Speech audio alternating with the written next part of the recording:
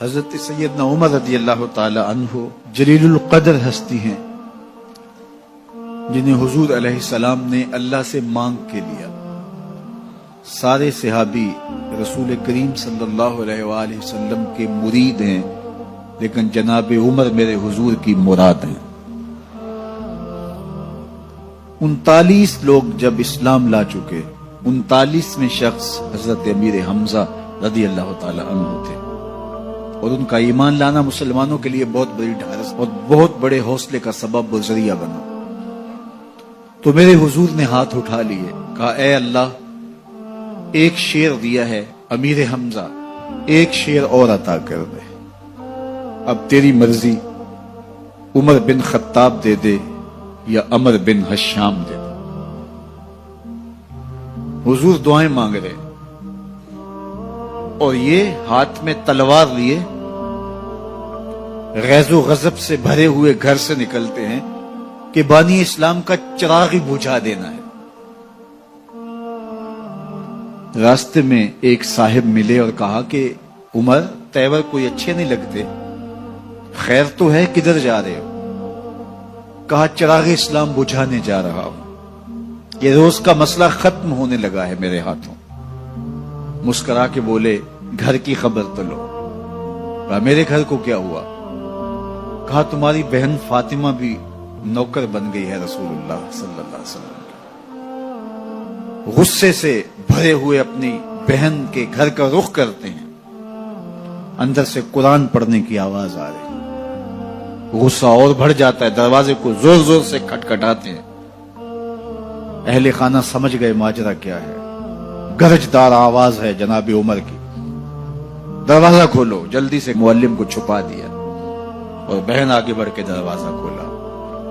کہا تم سابی ہو گئے ہو، دین چھوڑ دیا تم نے، بتوں کی وفا ترک کر دی اور بے تحاشا مارنا شروع کیا. بہن کا سر پھٹ جاتا ہے، خون بہنے لگتا ہے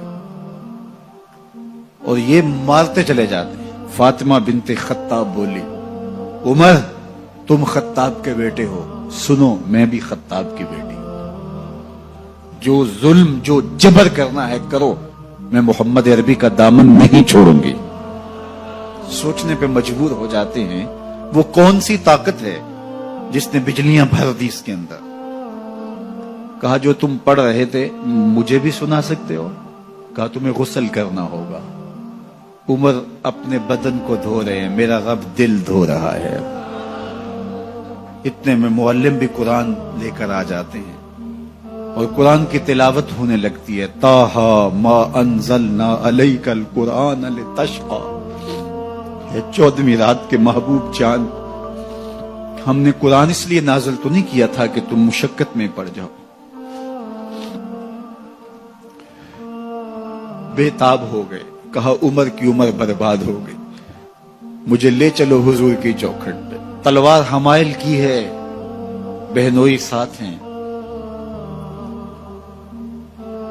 اور حضور کی بارگاہ میں حاضر ہو رہے ہیں. دروازے کے سوراخوں سے دیکھا تو صحابہ تشویش کا اظہار کرنے لگے کہ عمر آ رہا ہے، تلوار حمائل کی ہے، ارادے اچھے نہیں لگتے.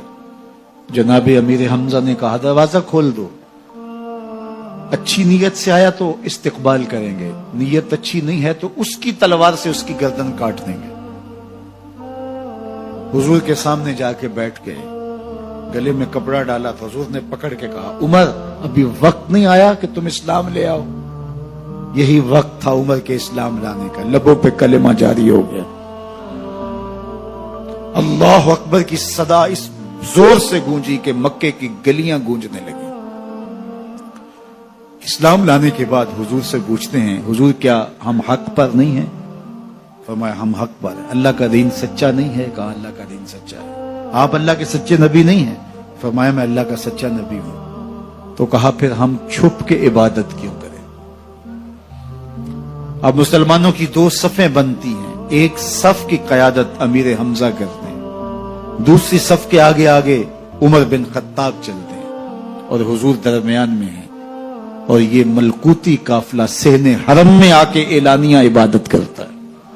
حضرت عبداللہ ابن مسعود رضی اللہ تعالیٰ عنہ فرماتے ہیں عمر کا اسلام لانا اسلام کے لیے عزت کا سبب بنا، اسلام کے وقار کی علامت بن گیا۔